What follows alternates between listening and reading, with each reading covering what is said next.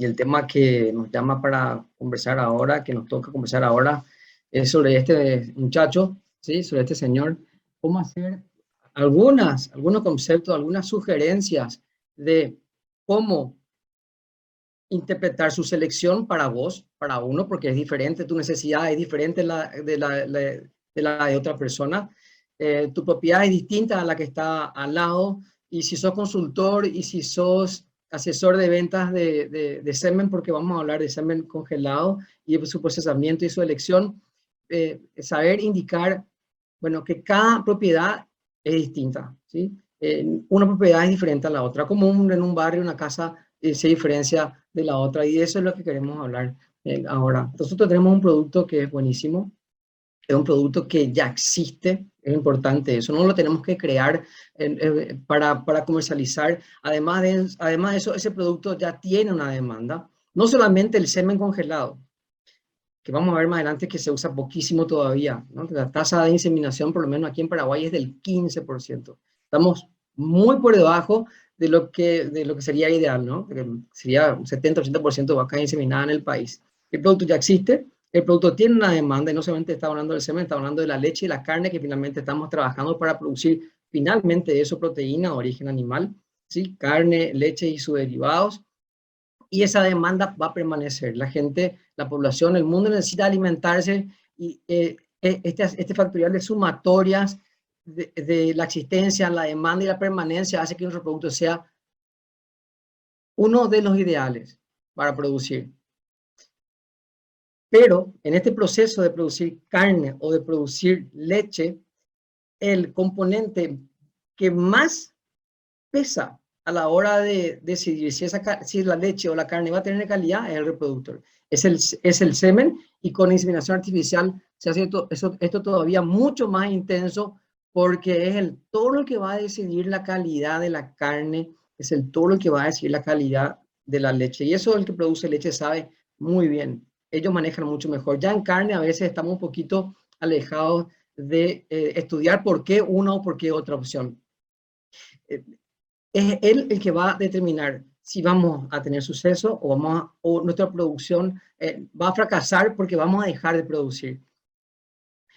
Entender de que la compra del toro es una decisión técnica. Aquí por lo menos yo no conozco bien en Perú, de hecho nunca tuve la oportunidad de participar en una, ya tuve la felicidad de conocer, de ir para allá en algunas ocasiones, pero no conozco, no sé cómo son las ferias ni cómo se eligen los toros, pero por lo menos todavía aquí en mi país nos dejamos decir mucho por la apariencia, por el fenotipo, por lo que vemos. Sin embargo, nosotros buscamos sus genes y qué se repite, o cómo esos genes se repiten y se pasan a su descendencia. Entonces eso hay que entender primero muy bien, que la compra del reproductor es una decisión técnica, no es una decisión visual, no es una decisión el toro más lindo o el toro que salió premiado o el toro que salió, no es eso lo que importa. Lo que importa es saber si el toro te sirve para tu propiedad o para la propiedad de tu cliente. Eso es lo que más importa. A veces nos dejamos llevar por el parentesco, ¿no? Pasa que este es el hermano entero de un toro que fue campeón no sé en dónde, y compramos los embriones.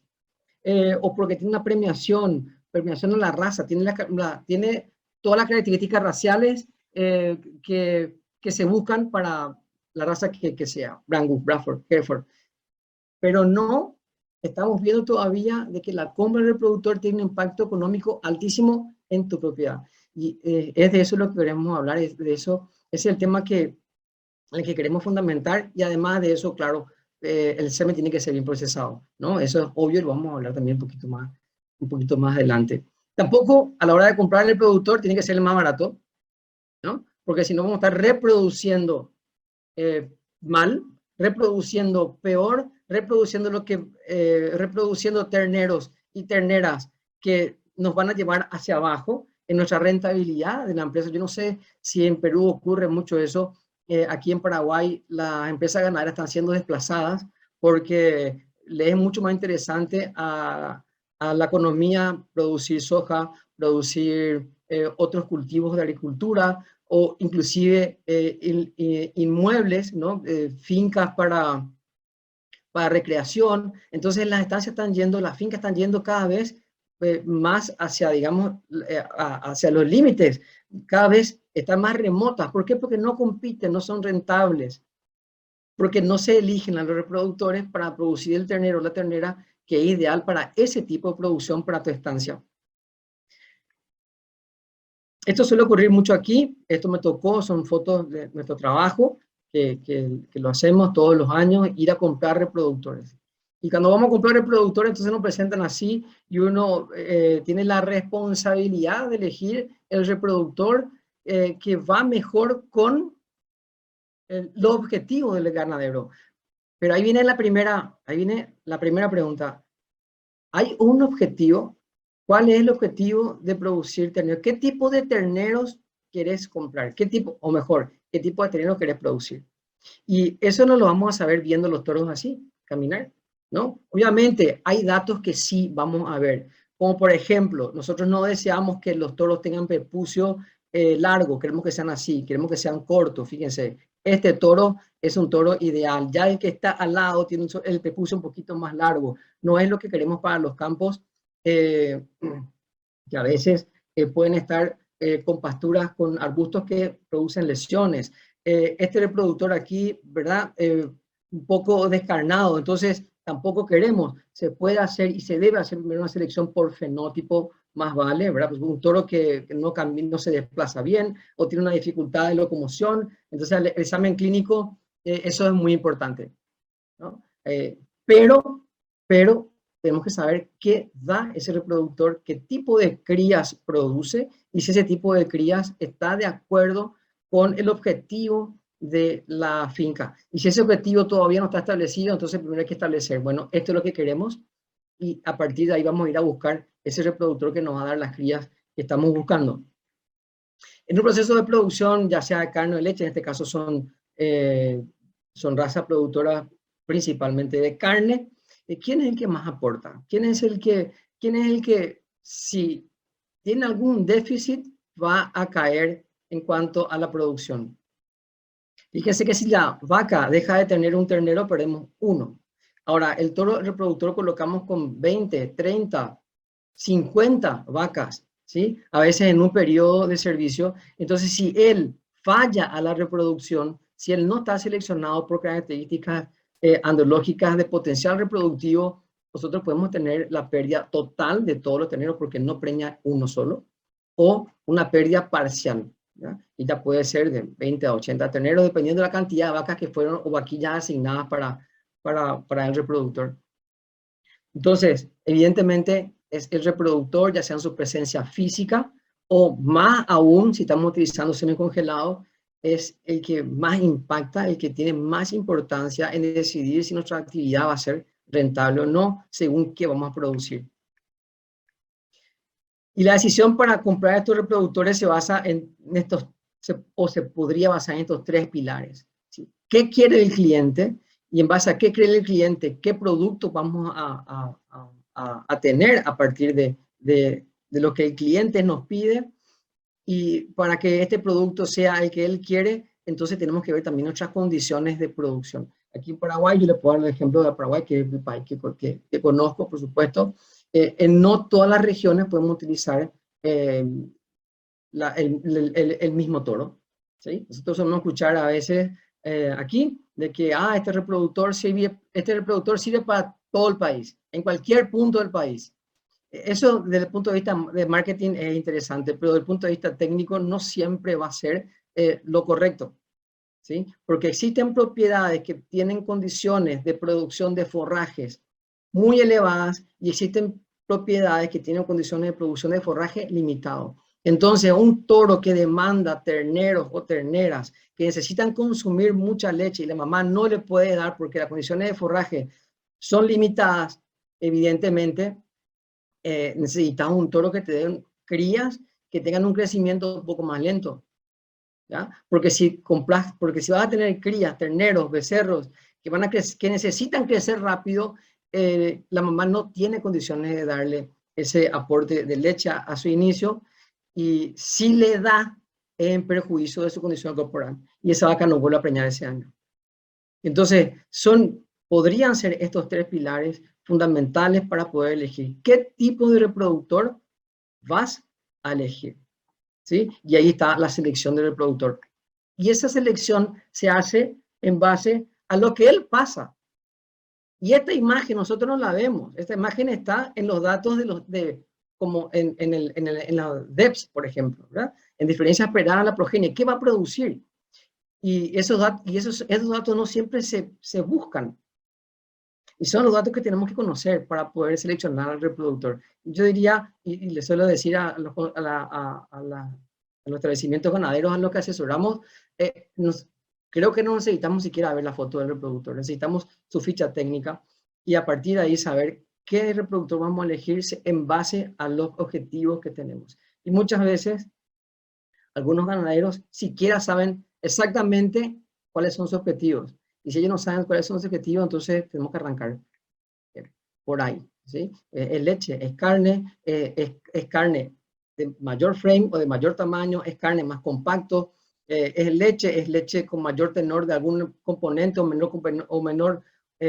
con menor cantidad de otro componente, es para producir más leche, para aumentar la producción, o es para bajar la producción, ¿sí? Entonces, son decisiones técnicas y esas decisiones técnicas no se ven en el fenotipo.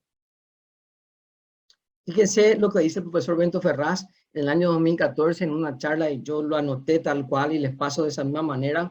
El panadero, si para hacer una comparación con la ganadería, el panadero está muy preocupado siempre con el agua. Yo no sabía que el agua es realmente muy importante para que el pan sea de buena calidad. No solamente, por supuesto, el agua, también la sal, ¿no? La sal, la harina, la sal en manera adecuada no puede ser sin sal, sino el pan no va a tener sabor. Y así otros componentes que son muy importantes para que él quite. Siempre el pan que vas a buscar, siempre el producto que el cliente quiere ir a buscar y está necesitando.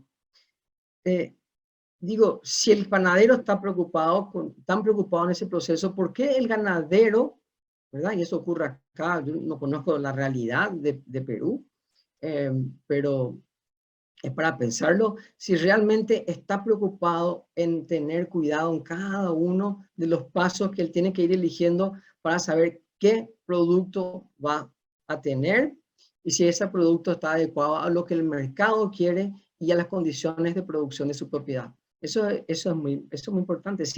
Y volviendo al panadero, si él no hace este proceso de selección, si él no hace este proceso de buena cocción, él cierra porque el pan que él produce no es el mismo y la gente va a optar por otro tipo de productor. Al elegir un toro se compara mucho, a los americanos les gusta comparar mucho con camiones. Aquí podríamos utilizar la comparación de tractores. A veces compramos tractores para una propiedad innecesariamente grande o a veces es demasiado pequeño. Y el cálculo de la máquina con la que vamos a trabajar, que en este caso es el toro, tiene que estar adecuado a la condición de la cual vas a trabajar. Y principalmente, y recalco esto, es en base a tu objetivo. Entonces tenemos que primero pensar en eso. ¿Cuál es nuestro objetivo? ¿Qué queremos producir? Y si tenemos las condiciones para que eso ocurra, y a partir de ahí, entonces sí nosotros vamos a seleccionar a ese reproductor. A veces, infelizmente, él compra, ¿verdad? La imagen de un ganadero, el toro más barato porque económicamente no estamos bien en ese momento, y eso es un error muy grave. O el más caro porque él quiere llevarse el toro que cree que es el mejor, ¿sí? Porque ganó la feria, y eso no siempre es correcto, y a veces inclusive ese toro ni siquiera le sirve para la propiedad que él tiene, o mejor dicho, las crías que él da no sirve para la propiedad que él tiene. Entonces hay una equivocación en comprar el más barato o el más caro. Esa no es la decisión, ¿sí? Es porque no quiere que le compre eso se escucha mucho aquí, la competencia, que no me la compre. Entonces, por lo menos los datos que él sí tiene que tener es saber perímetro total, el peso que tuvo al nacer el toro o sus crías, si ya hay ese dato, peso a destete a los 24 meses, facilidad de parto en vaquilla, facilidad de parto en vaquillas precoces. Esos son los datos que uno tiene que manejar para seleccionar al reproductor de manera eficiente para que la rentabilidad de la propiedad se mantenga. siquiera a veces le sabe el ganadero cuánto le cuesta producir aquí, a veces inclusive pasa, de que uno pregunta, bueno, ¿cuál es la cantidad de hembras en plantel reproductivo que tenés? Y no, ¿verdad? No maneja. ¿El toro es solamente importante? No, no. Por supuesto que tiene que haber, para que esto ocurra, terneros parejos, terneros que este productor lo quiere así, el hecho lo tiene así. Fíjense, son todos contemporáneos, nacieron todos en un periodo de tiempo determinado y pequeño. Entonces facilita mucho luego después la comercialización de esos terneros.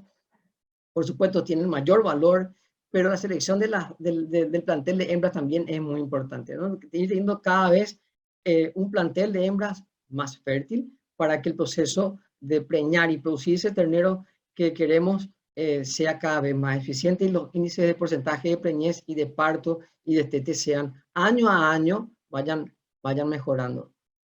Antiguamente, activamente, tal vez hasta hoy se seleccionan los toros como una obra de arte, ¿no? Es una obra de arte ir a elegir el toro y intentar persuadir qué va a ocurrir en el futuro con las crías a través de su fenotipo. Este toro me va a dar este tipo de crías, yo espero que me dé un montón de evaluaciones que solamente vamos a saber a los 3 años si están bien o no. ¿Por qué 3 años? Porque necesitamos 10 meses necesitamos algunos meses para primero preñar la hembra, luego esa vaca necesita 290, 285 días para terminar la gestación, el ternero va a nacer, a los 7 meses se desteta y a los 2 años va a su comercialización, ya sea para producir carne o para reposición de plantel de hembras. Entonces hasta allá pasaron 3 años para saber si la elección fue hecha de manera correcta.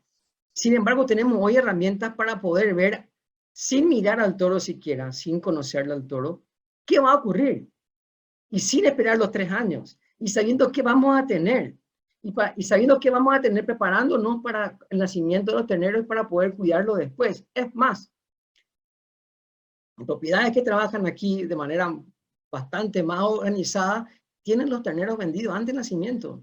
Ya tienen quién va a comprar y a qué precio antes de que nazcan. Y eso es muy importante. Eso hace que la actividad ganadera pueda permanecer. Eso hace que la actividad ganadera sea interesante, porque por supuesto, de hecho, es una actividad interesante, porque provee de proteína animal noble al ser humano. Sabemos que existen compuestos en la carne que tienen que ver con la prevención del Alzheimer.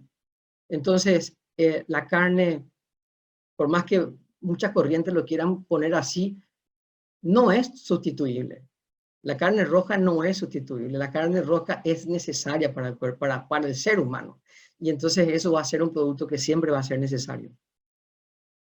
Y que está en otras manos, yo soy veterinario, está en otras manos, y en caso tecnistas, en ganaderos, en agrónomos, en hacer de que esa actividad que es rentable se mantenga, ¿sí? A través de la eficiencia, a través de la buena elección, a través de utilizar los datos de precisión, aquí está, ¿no? Los datos de precisión para saber eso, que ese toro qué nos va a dar, y no equivocarnos. ¿Sí? Es triste escuchar a veces, elegí un toro y me dio crías que no me gustaron. Primero que pasaron 2 años hasta que uno ve la cría y qué haces con el toro que ya compraste, ¿no? Si la cría que me hace el toro, yo no la quiero, bueno, ¿qué hago con el toro con el que invertí $5,000, $3,000 para que me produzca durante 5 años en la propiedad, en la finca? ¿Qué hago con él? ¿No? Entonces, cuando viene en forma de pajuelas, de pajillas, es mucho más fácil poder hacer ese cambio, es mucho más flexible, es mucho más versátil poder cambiar y poder corregir el rumbo de la producción de la propiedad. Bien, el toro ideal muchas veces se escucha, ¿no? Aquí yo escucho mucho eso. Este es el toro ideal en cualquier parte del país. Desde el punto de vista de marketing, eso es muy interesante, pero desde el punto de vista técnico y sabiendo las necesidades de cada propiedad, no siempre es así. El toro ideal es aquel que cumple con el objetivo que necesitas producir. Entonces, primero es un toro evaluado. Si el toro no es evaluado y no sabe, uno no sabe qué tipo de crías él da, no sirve. ¿sí? Entonces en eso se basa el toro ideal. Si no tenemos datos, un toro de una progenie desconocida es una lotería. Es dejar a la suerte saber qué vamos a producir. Y trabajar con la suerte hoy en día no es un proceso eficiente. ¿Ya? Es el toro cuyas crías quiere el mercado. Es un toro que está de acuerdo a las matrices que tienes. Por ejemplo, ¿sí? Hoy se utiliza se empieza a utilizar y cada vez más vaquillas súper precoces, 14 meses, 12 meses. El toro reproductor que vayamos a utilizar, por supuesto, a la inseminación, tiene que ser un toro con facilidad de parto, ¿sí? Y eso tiene que estar muy bien probado, si no vamos a generar un problema, un caos a la hora de parir, vamos a perder muchos terneros, vamos a perder muchas vaquillas, y eso en vez de ser rentable, va a generar un caos económico y muchas pérdidas. Entonces, tenemos que tener, sí, eso es totalmente necesario, esta primera columna aquí, la evaluación del toro. ¿Qué nos da? Y si qué nos da, está de acuerdo con lo que el mercado quiere, si está de acuerdo a las matrices que vamos a inseminar y a utilizar, y mejora, por ejemplo, yo quiero mejorar, nuestros animales están de un frame muy grande y para llegar a su terminación necesitan demasiado tiempo. Necesito acortar ese periodo de tiempo para terminar mis novillos antes y mandarlo a producir carne. Entonces, si quiero acortar ese tiempo, necesito una genética mejor, entonces necesitamos un toro que me mejore eso. Y yo puse aquí cómo me mejora XX, el objetivo que tengas y otro objetivo más. Y así uno puede ir colocando un montón de pilares que justifican la elección de ese reproductor para tu objetivo. Para tu objetivo. Si sos consultor, para el objetivo de tu cliente puntual. No todos los clientes tienen las mismas necesidades. A veces hay coincidencias, pero no siempre todos los clientes necesitan lo mismo. Porque la condición de producción no son las mismas. Desde el punto de vista del potencial reproductivo, ¿cuál es el toro que tiene evaluado el potencial de reproducción de manera correcta y completa? Y esto ya no solamente lo dice Chenoweth en el año 2011, está aquí arriba la fuente, ¿no?, de lo que vamos a citar en los pilares que coloco aquí también como los que sustentan un examen endológico completo. Eso ya se dice del año 1950 con otros autores, pero una de las características que tiene que tener el toro que esté con salud. Y eso parecería muy obvio, pero no siempre se cumple. No tiene que tener ningún tipo de enfermedad, brucelosis, leptospirosis, IBR, DBD. Son siete enfermedades obligatorias que debemos de descartar antes de la compra del reproductor. Y a veces es increíble, los toros se comercializan y ellos están con algún tipo de enfermedad. Y en Paraguay por lo menos tenemos un programa de erradicación de la brucelosis y la tuberculosis, que es un programa nacional. Y es increíble que muchas veces se comercializan y esos toros no están aptos desde el punto de vista de salud, no tienen salud para poder reproducirse e inclusive a veces son enfermedades que producen aborto. Por supuesto que los órganos internos y externos deben de ser evaluados, ¿sí? Aquí por lo menos es demasiado común la circunferencia crotal, ¿no?, o el perímetro crotal. Se habla muchísimo del perímetro crotal, de la circunferencia crotal del toro, que a tal edad tiene una circunferencia crotal, y yo creo que ya estamos dándole demasiada importancia hoy en día a la circunferencia crotal, tanto es que hoy el toro al caminar se va golpeando los testículos, ¿no? Las rodillas van golpeando los testículos, van traumatizando a él, porque él ya es un toro que tiene un testículo de un volumen exageradamente grande.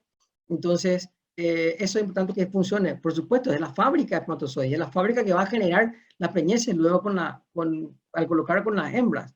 Pero existe un tamaño ideal para cada raza y para cada edad ya padronizados. Tenemos que saber qué produce, ¿sí? Importantísimo. Cuarto, no fue el primero. Cuarto, el espermiograma, las características seminales. Vimos eso con Mauricio muy detalladamente, 12 parámetros de cinética espermática, él lo mostraba, pero con que nosotros podamos tener por lo menos tres, ¿sí? La motilidad progresiva, el vigor y el porcentaje de células normales ya es suficiente. Sin embargo, ni siquiera esos tres se cumplen muchas veces. Y por último, ese reproductor tiene que querer colocar ese semen en las vacas, pero no en alguna vaca, en varias vacas, ¿sí? Podemos tener, y en proceso de inseminación artificial sabemos que el retorno al celo es en gran cantidad de hembras. Entonces, este reproductor tiene que cubrir en corto tiempo una gran cantidad de vacas. Y esas coberturas se deben traducir en preñeces. ¿Qué suele ocurrir generalmente? Se evalúa el perímetro escrotal, se evalúa la motilidad y se quiere cerrar un laudo para saber si ese toro, y ahí vienen diferentes opiniones, ¿no? Apto, inapto, buen potencial, bajo potencial, descarte, no sé cuál es el que ustedes están más acostumbrados. Me gusta potencial, buen potencial, alto potencial y bajo potencial. Lógico, el que es monórquido o algo así es ya descartado. Pero lo que más solemos hacer, o lo que se ve más por la región aquí, es evaluar el semen en cuanto a la motilidad. No se realiza el estudio de morfología, solamente después se le mide el perímetro escrotal y con eso ya el toro es comercializado. Mucho peor aún si no se hace ni siquiera eso. Bien. El no evaluar los toros hace que aumente la necesidad. Suele ocurrir de que como el índice de preñez está bajo, entonces el productor, el ganadero, decide comprar más reproductores. Y eso a veces es una decisión desacertada, porque él no necesita más reproductores, él necesita seleccionar bien sus reproductores. ¿Ya? Un toro que se adquiere sin examen endológico completo, ¿verdad? Puede hacer que el proceso se haga más caro. ¿Por qué? Porque llenamos la finca, llenamos la propiedad de reproductores que tienen bajo potencial. Y al tener bajo potencial, nuestros resultados de preñez son bajos. Y eso hace que se aumente la necesidad de más toros, cuando en realidad lo que necesita más toros, necesita toros probados, toros con alto potencial. Eso es lo que él necesita. Y eso hace que al comprar más toros, aumenta la demanda de estos reproductores y aumenta la inversión en algo que no debe de ser. Y para que eso no ocurra, entonces, con hacer un examen endológico bien hecho, nosotros podemos determinar inclusive ese reproductor para cuántas hembras va, en el caso de la muestra natural. Y por supuesto, si nosotros no evaluamos el semen antes de utilizar o compramos semen procesado, y lo voy a decir y francamente, congelado en estancias, en fincas, en condiciones que no son las ideales, contaminadas, y que después, antes de comercializar, no se evalúan. Y ahí tenemos la Androvision, ideal para saber si esa muestra seminal criopreservada, congelada, tiene potencial de fertilizar. Si no se evalúa, entonces podemos caer en el fracaso más grande, que es hacer un programa de inseminación artificial y tener resultados pésimos, malos. Y esa no es la realidad de la inseminación artificial. Nosotros sabemos que la realidad de la inseminación artificial es que ella es mucho más eficiente, mucho más rentable que colocar toros con vacas. Eso es ya algo que ni siquiera es mérito de discutir. Entonces, para no caer en ese fracaso con la monta de toros, no caer en ese fracaso con la inseminación artificial, debemos analizar las pajuelas, debemos tener un proceso de selección, de control de calidad que esté de acuerdo a los parámetros y a la eficiencia y equipo que hoy nosotros poseemos para poder hacer. Y con todo eso podemos predecir con bastante eficiencia, con bastante credibilidad, si esa pajuela, ¿sí?, sometida a análisis de un Androvision, tiene potencial de fertilizar o no, con muchísima precisión. ¿Sí? Hoy, con tantos valores de cinética espermática, con una evaluación tan puntual de espermatozoide por espermatozoide, asociando grupos, creando subpopulaciones espermáticas, un técnico bien entrenado, por supuesto que puede predecir con bastante precisión si esa pajuela es una pajuela que va a preñar o es una pajuela que no se debería utilizar y debe ser descartada. La pajuela, vamos a poner aquí 3 toros. El toro en el campo es así, son, por decir, entre comillas, todos son iguales, todos son parecidos, no hay diferencia, uno no sabe cuál es el fértil, cuál es el infértil, cuál es el subfértil, ¿no? A simple vista, por supuesto. No ser uno monórquido, ¿verdad? Uno que tenga una hipoplasia o algunas características que se ven a simple vista. pero generalmente los toros se ven todos iguales. Y si no son sometidos a un examen andrológico riguroso y completo, no vamos a poder saber. Y si sustituimos esas fotos que están ahí de toros por pajuelas, se hace todavía un poco más complicado, porque la pajuela sí solamente se ve un plástico y el contenido, y entonces ese contenido debe ser evaluado con un sistema preciso de información. Y yo también, yo no trabajo para Minitud, pero sí soy fan de la marca, tengo el software de Androvision, confío plenamente en su capacidad de ser una herramienta para predecir si esas pajuelas le va a servir a mi cliente o no, porque si no le sirve a él, él abandona la central donde yo trabajo y mi actividad quiebra. Entonces estamos hablando de algo muy grave, por eso que utilizo un sistema que sea altamente confiable, ¿sí? La pajuela por sí sola, mirarla uno no sabe, ¿sí? ¿No? Ah, no, el vecino usó, o no sé quién usó la pajuela, funcionó bien. Bueno, esas eran esas pajuelas, ¿sí? No, pero del mismo toro, no, cuidado, porque el eyaculado de hoy, la pajuela producida hoy no son las mismas de la de dentro de 2 días. Generalmente los toros saltan 2 veces por semana. Entonces, ojo, cuidado. Y no solamente eso, lo de la central estamos muy preocupados en que salga de la central productos que van a preñar. Eso yo le quisiera garantizar que es así. La central estamos muy preocupados porque es el negocio al que nos dedicamos de quitar pajuelas, partidas que van a preñar. Ojo con la manipulación fuera de la central.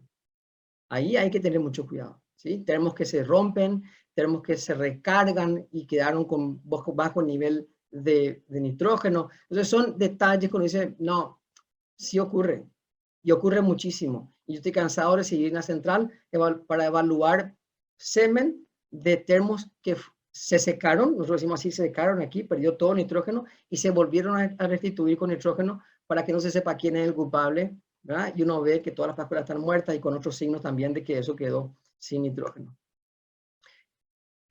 Hablando del toro, o cuando vamos a comprar pajuelas, lo que uno ve generalmente, o lo que lastimosamente todavía ocurre, yo le hablo del mercado que conozco, que es el mío, uno ve esto, ¿sí? Uno va y mira al toro en el catálogo y encuentra de que, wow, qué lindo toro, ¿no? Y yo, este toro quiero. ¿Por qué? ¿Por qué? ¿Por qué querés ese toro? Decime qué tipo de cría, qué ganancia de peso tiene la cría, qué peso tiene el nacimiento. No, está acá. Estos son los datos que uno debe, primero, saber identificar qué quiere decir. Y después, fíjense, la tabla es mucho mayor que la foto. La foto del toro, la foto de este, y por casualidad se llama muchacho. La foto de este muchacho está ahí para que se sepa quién es. Pero el dato importante está acá. Aquí está el dato importante. Acá está la selección. Es aquí donde debemos de saber qué debemos utilizar. Es aquí donde nosotros decidimos qué toro vamos a comprar. Porque al ojear ese mismo folleto, ese mismo manual, esa misma carpeta de esa central, vamos a encontrar que hay 15 toros de esa raza. Y ahí vamos a elegir. Y lo correcto es seguirnos en base a lo que vemos aquí. Lo correcto es decidir para nuestro cliente lo que vemos acá, que es mejor para él, para su objetivo, para el cliente que va a comprar los terneros. Es allí donde está la información que vale. No acá. Ahí no está. Ahí, bien, muy lindo el toro, pues yo no sé qué produce. Y ese mejoramiento genético, por supuesto que es muy importante, ¿no? Porque hoy, como decíamos al comienzo, yo no sé cómo estoy de tiempo, pero creo que ya en la fase final, hoy, infelizmente, en la ganadería, y eso lo vemos en Brasil, también me tocó, tuve la suerte de ir casi 10 años allá, en San Pablo, la ganadería fue desplazada por la agricultura, pero desplazada. Entonces, en Paraguay está ocurriendo lo mismo, y ya hace mucho tiempo, ¿verdad? ¿Por qué? Porque no consigue competir contra el mercado de la agricultura, contra la soja y contra otros cultivos. Y no consigue competir porque es ineficiente, porque nosotros la tornamos ineficiente. Nosotros elegimos mal. No porque la ganadería no sea eficiente, la ganadería es eficiente. Tiene un producto que se vende siempre. Tiene un producto que todo el mundo quiere comprar, que se exporta, que falta, ya sea carne, leche y más rentable, ¿sí? Mucho menos todavía comprar una finca. cuánto cuestan las hectáreas, o no sé cómo se mide allá. ¿Verdad? ¿Cuánto cuesta una hectárea de una propiedad para comprar y hacer el cálculo económico de que si vale la pena el retorno de la inversión? Bueno, trabajando de manera ineficiente, no, nada. Por supuesto que cualquier actividad es mucho más interesante. Pues la ganadería es eficiente, la ganadería es rentable, lo demuestran esos muchos clientes que tenemos nosotros aquí, que trabajan con precisión y con, sobre todo, objetivos en base a datos. ¿Ya? Nosotros no conseguimos atender la demanda paraguaya de consumo de carne. Imagínense, un país ganadero, ¿verdad? Un país ganadero. Me atrevo a hablar de Perú, ¿verdad? Mucho menos todavía, donde la producción de carne no es bovina, ¿no? No es digamos, el pilar principal y podría ser uno, ¿verdad? Ustedes tienen salida al mar, nosotros no.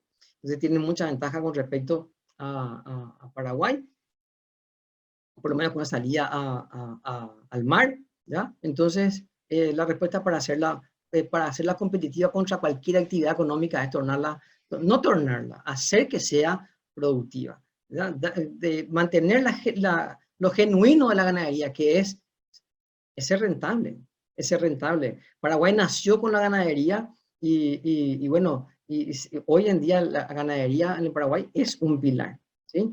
Entonces, primero, definir tu objetivo, recordamos, estamos terminando. Exactamente qué querés, ¿sí? Y a qué actividad te dedicas, qué producto necesita el que te va a comprar los terneros o las terneras, o qué tipo de leche querés producir, ¿ya?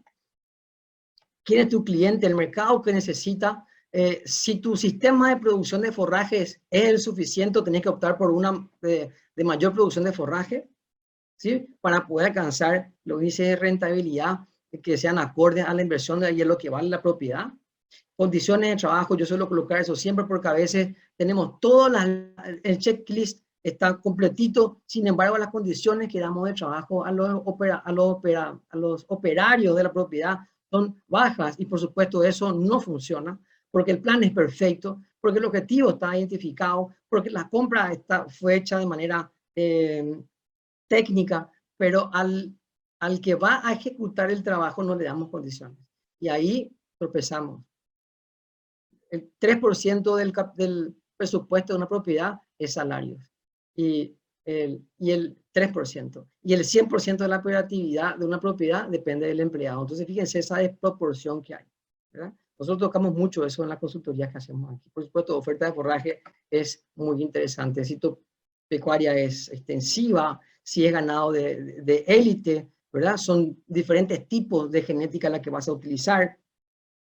Si tu pecuaria es intensiva, pequeña o es grande, son diferentes. Fíjense, y qué interesante, cómo una producción intensiva, pero de mayor escala, utiliza un tipo de genética.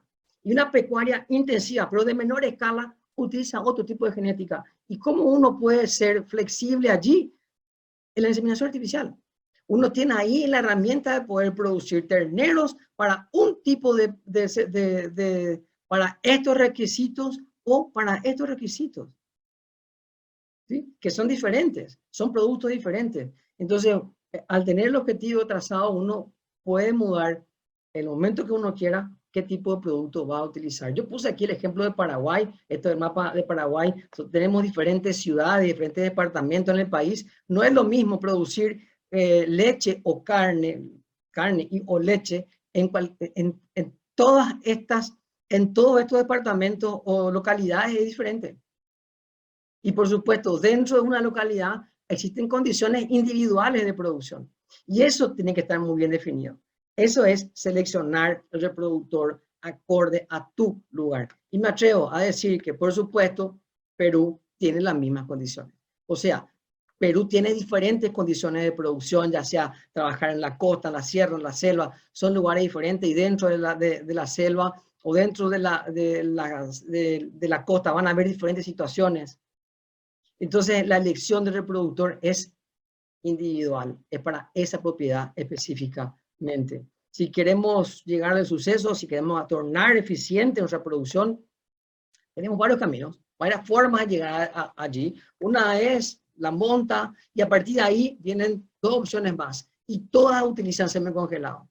Su objetivo Y cuando uno define su objetivo y en ese objetivo uno quiere llegar al suceso de la eficiencia, ese camino a percorrer, uno lo puede hacer y estas son las metodologías. Son 4 básicamente, ¿sí? Y divididas en 2 grupos. Una es con el toro y otra es sin el toro, utilizando solamente un semen congelado. Ya sabemos, no vamos a discutir eso ahora.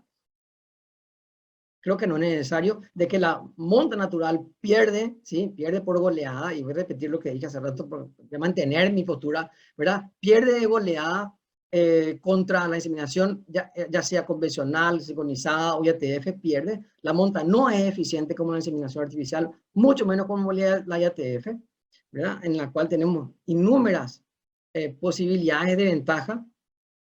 Entonces, la monta natural pierde como Paraguay contra Perú, más o menos, ¿sí? Por goleada, pero ya vamos, la diferencia acá es que hay revancha. Entonces, ese suceso y esa eficiencia la vamos a conseguir principalmente hoy con la IATF. Yo trabajo en la Universidad Nacional de Asunción y una de mis propuestas para los chicos es ya no aplicarle, o sea, ir directo a aplicarles IATF. Ya, dejemos de lado el resto, ya no vamos a sincronizar celos, ya no vamos a ir a mirar la vaca si está en celo o no, porque son procesos que están desfasados, son procesos que son ineficientes cuando lo comparamos a otras formas de hacer.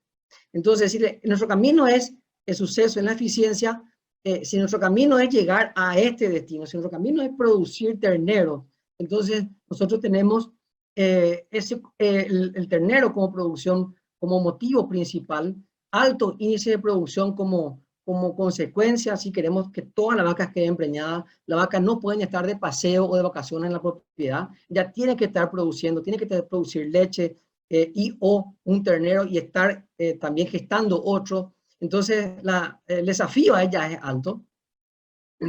Ella no debe entregar un ternero un ternero, vaca por año. Y fíjense que la palabra eficiencia, y no sé si es casualidad, tiene como parte de ella a ciencia. Si nosotros no conocemos el proceso, si nosotros hacemos el trabajo de manera al azar o a la suerte, sin datos técnicos, entonces no conocemos lo que hacemos y va a ser difícil de que por suerte o por casualidad nuestro proceso sea exitoso y eficiente. De vuelta, este es el camino. El IATF es utilizar semen congelado, ¿verdad? Ya hablamos y habló Mauricio rato largo de minuciosamente las características que se pueden evaluar y que se deben evaluar para certificar si ese semen preña bien o no. Que la monta pierde contra la inseminación está probado desde hace muchísimo tiempo.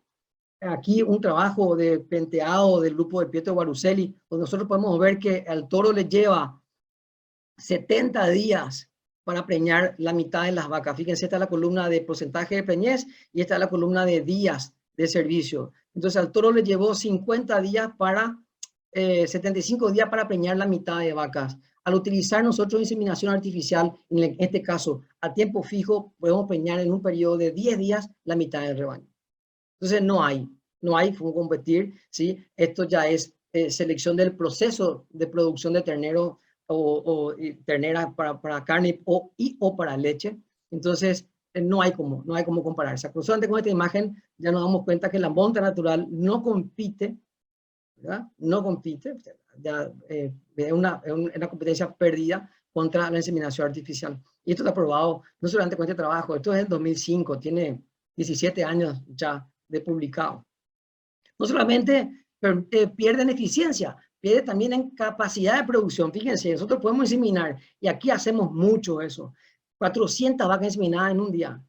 Eso es 200 preñeces hechas en un solo día de inseminación. 200 vacas por la mañana, 200 vacas por la tarde. De hecho, si hay estudiantes que están escuchando ahí y quieren venir a participar de ese proceso, de ese trabajo, cuestión de contactarnos con nosotros y gustosos vamos a recibirlos para hacer pasantías y trabajos de campo a partir de noviembre de este año, que empieza el periodo reproductivo en Paraguay. Entonces, no solamente es más eficiente, esto es muy claro. Nosotros aquí estamos, y eso ya es rutina en muchas propiedades, en muchas fincas del país, inseminar 200 vacas a la mañana, 200 vacas a la tarde en un retiro.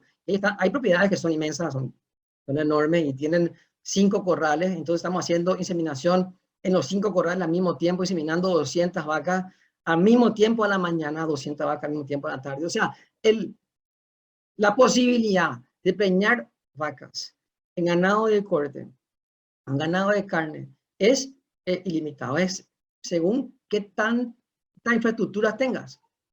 ¿Sí? Entonces, no hay forma de competir contra la monta natural. La monta natural es importante, sí. ¿Pero por qué es importante? Por esto.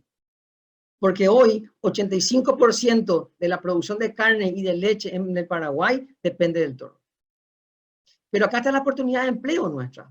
La oportunidad de empleo, de emplear veterinarios, zootecnistas, agrónomos, vendedores de todos los insumos que tengan que ver con una finca. No lo vamos a citar, son muchísimas. Entonces acá está la oportunidad de empleo, está aquí. Brasil está mucho mejor, está con el doble, llegó al 30% de vacas inseminadas y en un rebaño de, no sé, 200 millones. Es una locura. Brasil está mucho mejor que nosotros, evidentemente. Pero esto que es malo, es bueno para las oportunidades que tenemos para poder producir. Y ahí es donde vale la pena invertir en tecnología, invertir en procesos que hagan más eficientes y industriales el proceso de, en este caso que estamos hablando de congelamiento del semen para poder utilizar inseminación artificial. Y únicamente se puede hacer esto a través de equipos eficientes. ¿Sí?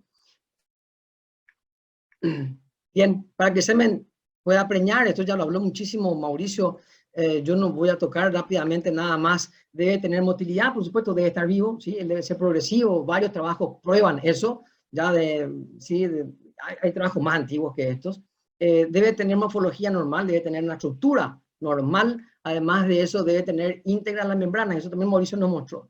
¿Sí? La membrana plasmática, la piel del espermatozoide debe estar íntegro, el acrosoma, ¿sí? Que están las enzimas que van a participar en la fertilización también debe estar íntegro, la mitocondria debe estar funcional, entonces las membranas deben estar todas activas. Estas tres características debe tener el espermatozoide para considerarlo a él como un espermatozoide con potencial de fertilización. Y acá una respuesta que me animo a tirar, ¿verdad? Una sugerencia de respuesta que me animo a tirar. Una pregunta que se hizo en la primera conversación es de, no hay un solo parámetro. No hay un solo parámetro que nos determine ¿qué tengo que ver sí o sí para saber si el semen tiene potencial o no de congelar? Cuando hablamos de semen congelado. Bueno, cualquier tipo de semen, fresco o congelado. ¿Ya? Entonces, ninguno. Son todos. Es el conjunto de datos lo que nos aporta un dato preciso, confiable, de que ese semen es un semen de alto potencial de fertilización, que es lo que queremos. ¿Sí? Motilidad progresiva, morfología normal y todas sus membranas íntegras. Claro, aquí no está también la compactación del ADN. Bien, ya seleccionamos al reproductor. Ya hablamos del proceso de selección del reproductor, que capaz que sea un poco más extenso. Ahora, ¿cómo procesamos ese semen? ¿Qué hacemos con el semen de ese productor? ¿Cómo debe ser procesado ese semen del productor? La respuesta es muy corta. Ese semen debe ser procesado con calidad. Congelar semen a campo, congelar semen artesanalmente, evidentemente no compite contra un proceso industrial que es lo que necesitamos nosotros, nuestros países necesitan. Paraguay, Perú, necesitamos procesos industriales con un padrón de calidad alto. Y ese padrón de calidad alto ya tenemos para poder utilizar. ¿Sí? Nos resta a nosotros hacer y tornar el proceso de producción de semen eficiente, higiénico, confiable, y ese confiable viene de evaluar a través de metodología en donde el ojo del ser humano no participa, si es posible. El ojo del ser humano participa para controlar, para apretar un botón, ¿sí? Pero donde el que mide la calidad del semen es una herramienta computadorizada que es mucho más perfecta, es mucho más eficiente en diferenciar, contar la cantidad de células y decirnos qué células son progresivas, qué células son circulares, inmóviles, lentas, rápidas, y toda esa variedad de subpopulaciones que podemos tener con un sistema computadorizado como el Androvision. En el año 1602, si no mal recuerdo, fue patentado este primer avión. ¿Ya? Entonces, una comparación un poquito con lo que sería congelar semen o procesar semen en el campo, con equipamiento del 1602. Este avión volaba pequeños tramos, muy pequeños tramos, y podía llevar una persona. Hoy nosotros tenemos otra tecnología. Hoy tenemos una tecnología muchísimo. Hay una evolución para poder producir pajuelas hoy, y equipamiento para producir pajuelas hoy, o pajillas, creo que se usa más con ustedes, pero un procedimiento muy tecnificado, mucho más confiable, mucho más perfecto, ¿sí? Ya, y con prestaciones, ¿verdad? Podemos trabajar nosotros a campo y producir 300 pajuelas en un día. Nosotros congelamos la central en un país chico como Paraguay, 3.000 dosis en un día, en un solo día, ¿verdad? 3.000 dosis producir en Paraguay, a campo, con un proceso artesanal, no hay forma, sencillamente no hay forma. No hay forma. Y lo hacemos eso en un periodo y se congela el semen en 7 minutos. Entonces, nos resta, y acá me tuve que colocar yo cuando era más joven, un poquito más joven, ¿verdad? 15 años atrás. Entonces, cuando estamos empajuelando, succionando con la hoja, ¿no? Esto es una manera artesanal de trabajar. Y luego el sellado, ¿no? Con alcohol polivilínico. Todo eso hace una sola máquina. Y lo hace a 4.000 por hora. Entonces, ¿no? Yo creo que no hay mucho que explicar acá, no hay mucho que comparar aquí, ¿verdad? Evidentemente este proceso no es higiénico, aquí sí es totalmente sellado, ¿ya? Hay piezas que se autoclavan para producir como debe ser, confiable y a gran escala, ¿verdad? Perú necesita, yo me atrevo y me dan ese permiso, si es que lo tengo, de producir mucho más alimento de carne roja y de leche para el mundo, si tienen las condiciones para producir. Ya quisiéramos nosotros tener el mar, ya quisiéramos nosotros tener índice de lluvia como lo tienen ustedes, ¿verdad? Entonces, dejemos de lado la pantalla del lado derecho para pasar al izquierdo, ¿no? Y para imprimir pajuelas podemos colocar código de barra, podemos tener una trazabilidad de esa pajuela altísima, altísima. Una trazabilidad enorme, saber dónde se produjo, qué día se produjo, de qué salto fue, de qué toro es, de qué país proviene, de qué laboratorio, cuál es el medio diluyente, todo, cuál es el estado sanitario de ese toro, todo está inscrito y colocado en esa pajuela. Y esto imprime y nos coloca aquí cuántas miles de pajuelas por hora, pero serán 4.000 o 8.000, no sé, todo es en miles. De Landovision ya ni voy a hablar, ni siquiera me animo, después de que haya hablado Mauricio de hablar de Landovision. Esta es la congeladora automática, ¿no? Yo poseo la chiquita, esta es la pequeña, una más grande, que posee Argentina, por ejemplo, ¿no? Entonces 8.000, 9.000 dosis en 7 minutos. Entonces, si queremos llevar a escala industrial, si queremos producir, pero no solamente producir a escala industrial, producir con calidad, potenciar, llevar a otro nivel la producción ganadera y de leche, de la actividad que realizas, entonces yo creo que el camino es optar por equipamiento que te permita hacerlo, ¿sí? El ternero es nuestro motivo principal, producir con altos índices, ser eficiente, que cada vaca te dé un ternero todos los años es importante, ¿verdad? Es fundamental, y para eso tenemos que conocer el proceso. Si nuestro destino es llegar aquí, bueno, ya elegirá cada uno el método de transporte y la época del método de transporte que quiera utilizar, porque tenés dos opciones básicamente, ¿sí? Podés trasladarte a 1602 o poder trasladarte a la actualidad y elegir hoy un proceso realmente industrial, higiénico, confiable, de poder producir dosis congeladas y también, por supuesto, no solamente a nivel comercial, a nivel de investigación inicial, ¿no? A nivel de investigación, si no trabajas con un patamar mínimo de eficiencia y de tecnología, ni siquiera se acepta tu trabajo para ser publicado. Yo le agradezco el tiempo, gracias por la invitación. Es un lujo poder participar en la charla con Mauricio, con Rómulo que me sigue. Agradecerte, Cristel, por la invitación y a la empresa a la empresa Minitud por la indicación para hoy, para este día. Muchas gracias, doctor, por su tiempo. Si tuvieran alguna pregunta, por favor, para poder cerrar ya la ponencia con el doctor, no se olviden de llenar el formulario que está en el chat para poder recibir el certificado y también participar del sorteo al final de las ponencias. Nos escribió aquí Harley Quispe, hace una consulta, doctor. ¿Cuál es la aplicación de la identificación de las subpoblaciones espermáticas en un eyaculado? ¿Se trata de separar las subpoblaciones por algún método?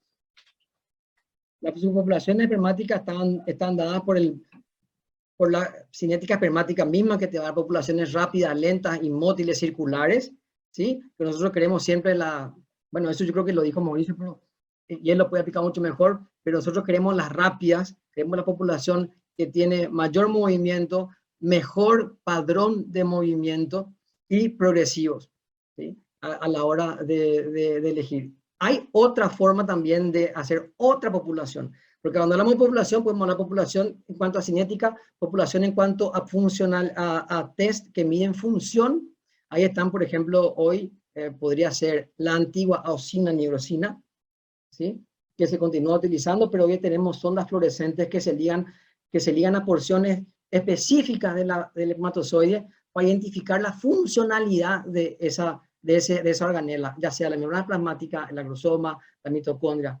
Entonces, yo te puedo enviar, me acuerdo quién fue el que hizo la pregunta. Existe un trabajo de mi orientadora de doctorado, la profesora Celeghini, donde ellos identificaron poblaciones o subpopulaciones espermáticas por integridad de membranas. Y esas subpopulaciones, al ser identificadas en pajuelas diferentes, fueron utilizadas en inseminación artificial a tiempo fijo. Y ahí se vio muy claramente cómo, cuando la población con membrana plasmática es íntegra y mayor, preña mucho más. Eso era obvio, pero había que probarlo, ¿no? Y eso se probó en 2 trabajos, o sea, no solamente se probó una vez, hubo repetibilidad después, y existe mucho trabajo probando la motilidad y padrones de cinética espermática que tienen directa relación con mayor potencial de preñar. ¿Sí? Ese es el objetivo de dividir las poblaciones. Básicamente, como decía Mauricio, se mueve y no se mueve. Primero, arrancamos ahí. Y después de la que se mueven, ahí existe una clasificación muy grande, ¿verdad? En cuanto a funcionalidad de sus órganos, en cuanto a velocidad y padrón de cinética de movimiento espermático. Muchas gracias, doctor. Si no tuvieran más preguntas, y nos ponemos en contacto con Harley para poder enviarle el archivo que mencionó. Si me dejas tu correo. Sí, claro. Sí, sí, Y sí. Yo te poder, paso. posterior a la conferencia, enviar la información. Si no Te hubieran más paso. preguntas, en todo caso, doctor, muchísimas gracias por su tiempo. Por favor. Sí, Ahí dejo email y contacto. ya, perfecto. Muchísimas gracias. En el chat No, el gracias a doctor ustedes está por su colocando tiempo. sus datos.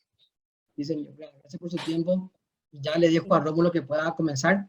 En Brasil viene Listo. una hora más, así que un saludo para Rómulo y para todos ustedes. Gracias por la atención. Muchas gracias por Saludos. su buena disposición, doctor.